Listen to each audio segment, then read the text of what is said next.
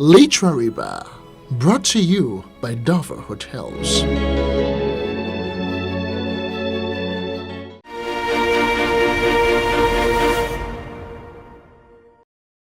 Hello and welcome to the Literary Bar. How are you doing? If the Literary Bar looks a bit different today, it's because we're coming to you from the beautiful and magnificent Dover Hotel, Ikeja, Lagos, Nigeria. The Dover Hotel is also situated in Lekki, Nigeria. Our guest today is a man that I call a lawyer, a banker, an industrialist. But of all of these titles, the most important to me is my friend. I want you to meet the philanthropist known also as Chief Jakson Agbai, the Kukunda of Abba. Chinedum, thank you. Chinedum, thank you. Ka, Chief. Ka. Congratulations on your Ibotoma. Thank you so much. What's that exactly? Ibotoma should be understood first in terms of the context. Literally, Ma is knife for machete, and then Iboto is to drop. And so, before the coming of the white man, the Abba society had its own governance structure. And the governance structure is organized around 13 age grades. The list is when they join, the list is at the lowest, and then the apex is the 13th. And so after every 4 years, the apex one will retire, and then a new one, the older one, a new one will enter, then the last one goes up until it keeps on going up. So from the age of 18, and then by the time you are in your late 50s and 60s, you now retire. Now we must understand that in those days, societies were basically involved in organization of how do we live within ourselves. If somebody steals, how do we ensure that, or somebody commits rape, any kind of crime, how do we ensure that society is without such crimes? It fell on the laps of the age grade. The age grades ensured that the footpaths to the stream was cleared. The streams, they needed bridges, local bridges. It was the responsibility of the age grade. It was the responsibility of the age grade to protect everybody within Abba territories against foreign invaders. We must understand that for 400 years in Africa, the only business or the main business that people did was slave trade. And it meant people going to neighboring communities to subdue them and then take them as slaves. So for the Abba society, they needed to prepare their people to make sure that they protect them against that. It was part of the duty of the age grade. So when there are issues, the apex age grade now determines, there's an apex age grade, there's a middle one called Ukigwaman. So the apex age grade summons them to summon all the age grades for whatever task. It might be all the age grades, it might just be one age grade, it might just be to say, go and do this. They do those things. In the villages, they worked with the king. The king, even though we have the Anachoke, he didn't act as a sovereign. He acted with the Ukejabala. In fact, the Ukejabala had so much powers that they could, if they felt he was a bad king, they could remove him. That's the apex age grade. Yes, Ukejabala. They could remove him. So basically, the Abba people now move this same way of governance to everywhere they are in the world, whether they are in Cotonou, in Lome Togo, in Abba, in the US, in the UK, in China, in Japan, in Australia. They form themselves into an association and then regulate themselves the same way they regulate themselves in the traditional Abba village. So issues about childbirth, when somebody is born, in Abba here, they will summon and say, let's go and visit. They go and visit and do their traditional things. If an Abba person dies, it is the responsibility of everybody to pay homage, do the ceremonies that they need to do, and it even requires sending the body back home. If it's in Lagos, the Apex Ukejabala will now summon the Ukigwamang. They will summon Abba people, and then they will put one Ukigwamang person to follow that vehicle straight to the village to deliver. You don't need to know the person. The fact that it's your responsibility for those 4 years.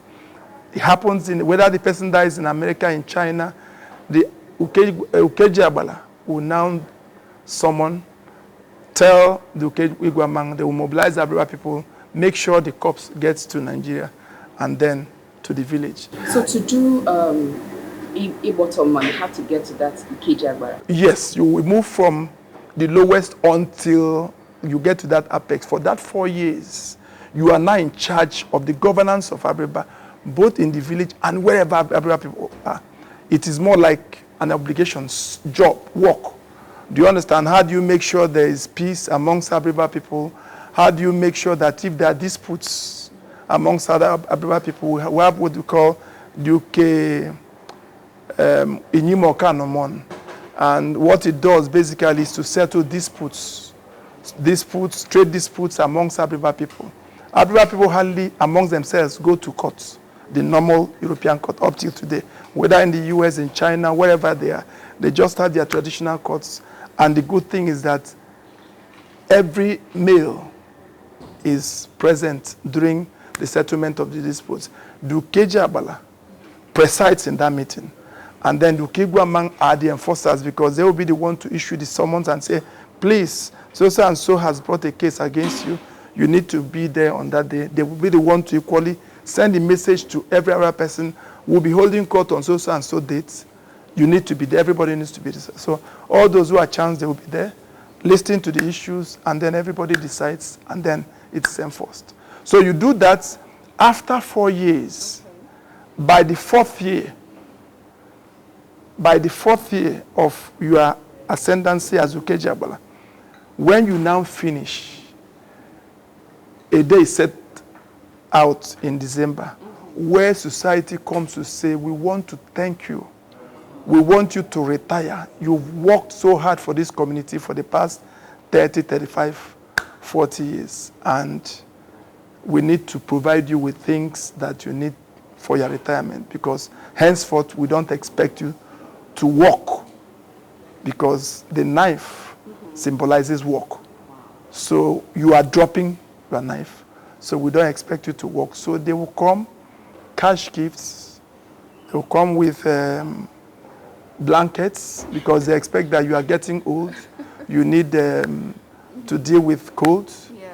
They will come with shoes, clothes, all kinds of things. Everything that will make your retirement conducive so that you don't need to work again. So basically that's what it is. Wow. From what you've outlined, Ibotoma really is important, because if the Ukejabala does all this work, and if from the age of 18, yes, you've been doing all this work for the society, you do deserve a very nice retirement benefit from the community. Yeah. But Chief, before we get to, you don't look like you've retired. I think you're just ready for a Brigadier General or GOC of Abba community.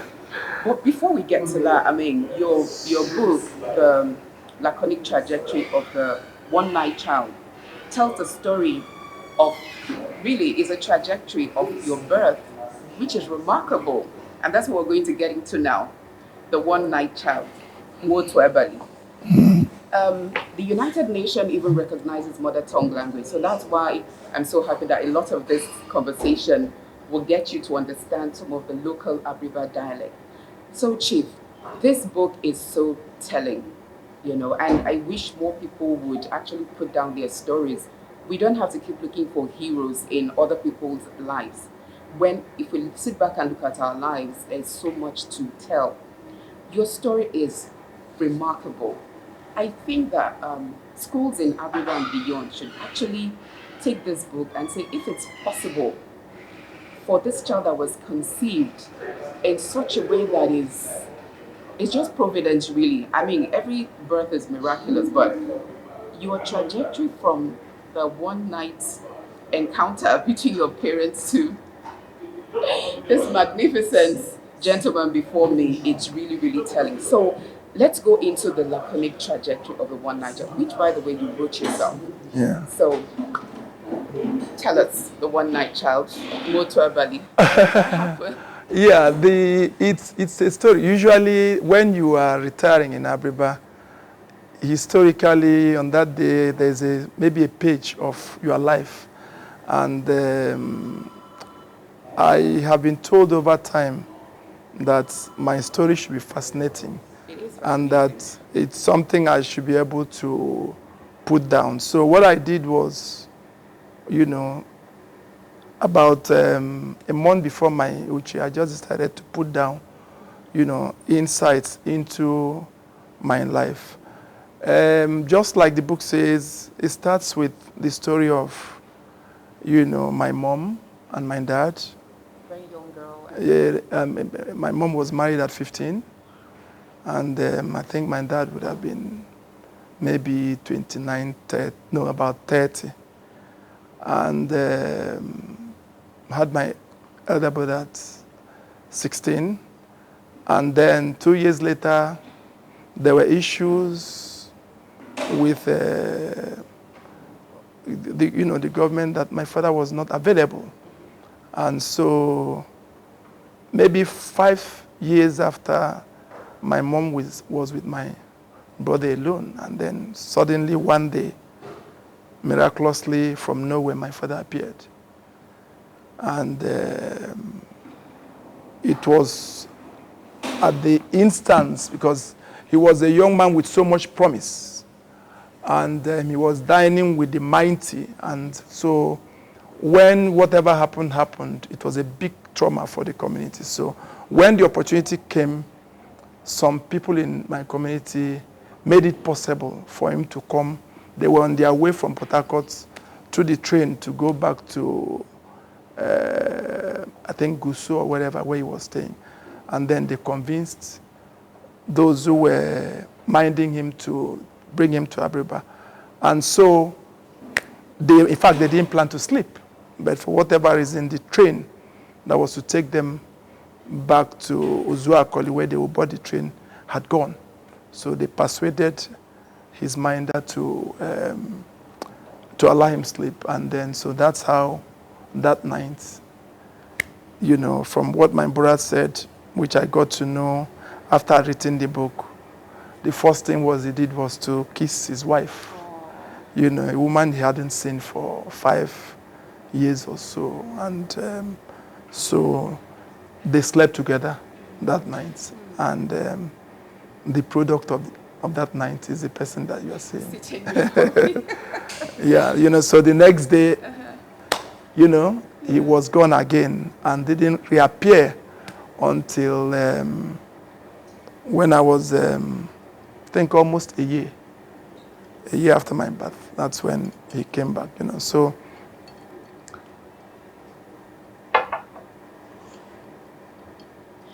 Thank you, Emmanuel. Thank you so much. So this is the best from the Dover Hotel bar. So where the literary bar is at the Dover bar. And I'm going to tell you how this tastes. Chief, yeah. A toast to you. Thank you. Cheers. To the one night child. Yes, thank you. Who is a shining star.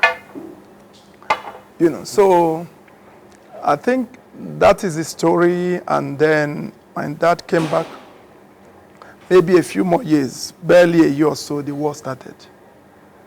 After he came back, and then he felt he didn't have a future. He didn't want to be involved in the war. So he moved over to Cameroon.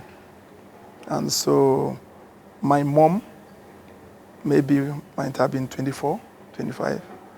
And then with my elder brother. And then when he came back, had one more child. My sister came. Okay. And then so he left, and then my mom had to deal with us, So at what point did they name you the title of this book, The One Night Child? When did you get that nickname, Nwagha?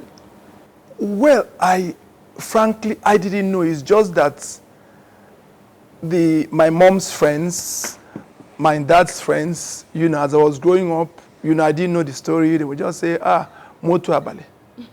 Do you understand? So some of them, maybe they found it difficult to pronounce Jackson. So it was easier for them to call me Motu Abale.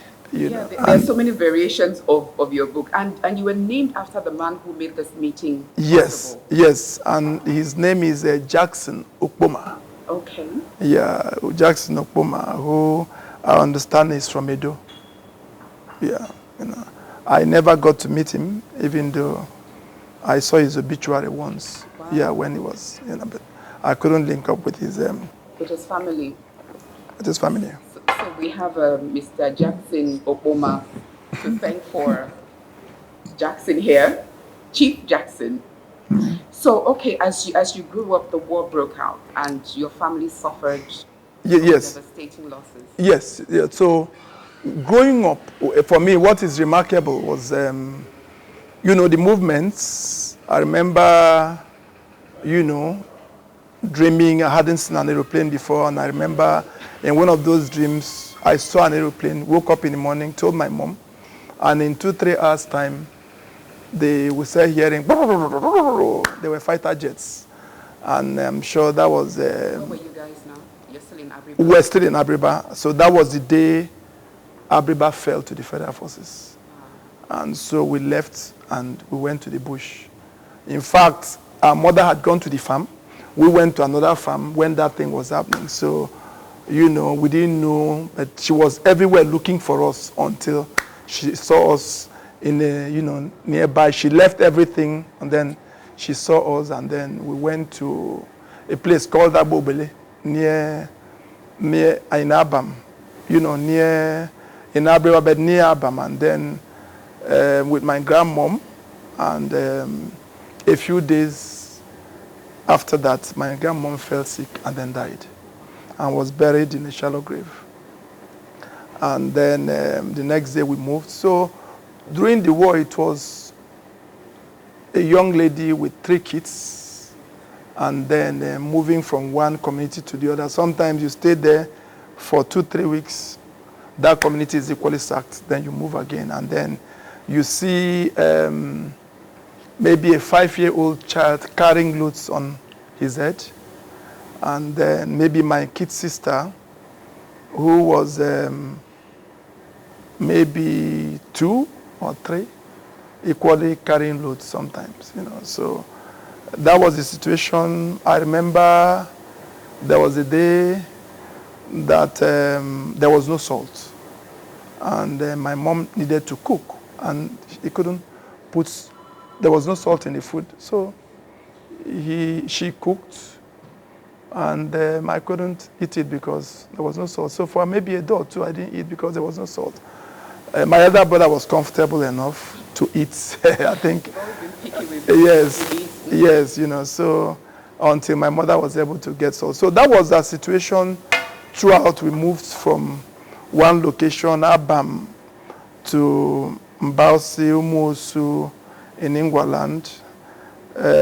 Towards later 69, we went to Mbise, then Olo. I remember when there was a breach that the federal, whether the federal and Biafran forces, destroyed that bridge. I remember us walking through the water on that day, and then maybe a few days later, the war was over. But I remember, young Biafran soldiers singing and then going to war, and then, when they come back, you see them going. Maybe in the next 5-6 hours, a truck is bringing, a lot of them are dead bodies and all that. So it's important that when people on social media, they don't know what war is. They've never seen war. I saw it. I live with the trauma. My sister died during those raids in Ozuabam market. You know, that was the day shrapnel, hit her, and my brother was carrying her in his hands. And that's a boy of maybe 12 years. Your kid sister is soaked in blood and dies in your hands. And she was buried. Today, we don't know where she's buried. We can't even identify it. So when people in authority, in whatever positions, for whatever reason, you think that you can whip the embers of whatever it is, yes, so that you can have an advantage over the next person. Let's always realize that war is nothing good. It's nothing good. We've seen the state of Ibrahim Babangida's health because of the wounds he sustained during the war. He became a president and whatever, but today, his health, that so many people, my in-law in Bonny, had an injury during the war. Today, before he died, he was crippled. My father's last born, Victor, he lives in Minnesota. The last I heard of him, he can't walk because as an 18-year-old boy, he fought in the Biafran side, and they shot him. And he lived his life. We thought it was normal. Today, he can't walk. So when people talk about war, let them always realize that it has consequences. It has consequences, so. Well, we'll move to a happier path in the trajectory of you becoming who you are. Before me, we have the book on Bob Marley, who's a very great influence on you. But we're going to get to that part later. Yeah. Still staying with your path growing up, you had your elementary school education. I think you had a bit abroad at Cameroon. Yeah. And then you came back here to do your secondary school. Yeah, so the story is after the war, my father was privileged or lucky to have re-established himself in Cameroon when he left. And then after the war, he sent for us. Me and my elder brother, my sister was dead. And then we joined him in Cameroon. We went by air, and we got to his house, and there was so much luxury. So it was like moving from a funeral to a bazaar, coming from the war where you couldn't eat, you couldn't find food to eat, where you had to trek, and then you were chauffeur-driven. So I remember my elementary school days, my first 3 years in school, was in extreme luxury. We were chauffeur-driven to school, we had chef in the house, we had cleaners, we had cars, we had swimming pool. A year later, my father built a house, and there was swimming pool. We had lessons at home. My father brought the headmaster of our school to come and be the headmaster in our lesson. I remember the Prime Minister of Cameroon, Esti Muna, used to come to our house every 6 months for dinner. And then my father was a patron to virtually all the football clubs, the cricket clubs, the lawn tennis clubs, and his business was importation of okrika, used clothings, and he was doing like 7 trailers every 2 weeks. So the money was just unbelievable. Unfortunately, in less than 4 years, there were issues with the government about taxes, and then they took everything, were about imprisoning him, paid almost so much in penalties. And so, he was left with nothing. And they even seized his house, the house with the swimming pool, and then he had to, they said he still hadn't paid enough. And so he came back to Nigeria, sent for us, and on our way going back, there was no money, so we had to go through a lorry called Gongoro, From a chauffeur-driven car. From a chauffeur-driven car, yes, from Go. At least I remember we entered Gongoro, from there to Itigidi, from Cameroon to Itigidi, then crossed to Afikpo, and then took another Gongoro back to the village. So we settled in the village. There was nothing. He was building a big house on almost 25 plots of land. Did you understand what was happening then as a child, or it was like an adventure for you, getting into Gongoro from the luxury cars? Yes, I didn't understand anything. For me, I'm not sure it was an adventure. For me, you deal with, it's pragmatism. It's pragmatism. That's what you were faced with. So as a little child, you had no way of processing the fall. You just, this was what was available. They say enter, you entered. So we went, and then we got to the village. My father hadn't completed his house. We had to stay with an uncle, his cousin, who gave us 2 rooms. So all of us, my father's other wife had 2 kids, and then we had to live in 1 room and a parlor, So I had to be sleeping, most of us, we had to be sleeping in the parlor, in my uncle's parlor, without even, no mats, nothing. You just sleep on the bare floor. Somebody, yes, for a child who was sleeping on luxury foams and all that. So that was the reality. We stayed in the village. You had to trek from my compound to the compound where I was staying to the primary school was about 3 miles. So you had to trek 3 miles going, 3 miles coming back. Okay, that's it for the part 1 of this very interesting episode. Because we're reviewing 3 books in this episode, so we'll continue with this very intriguing and interesting conversation next week. Do tune in.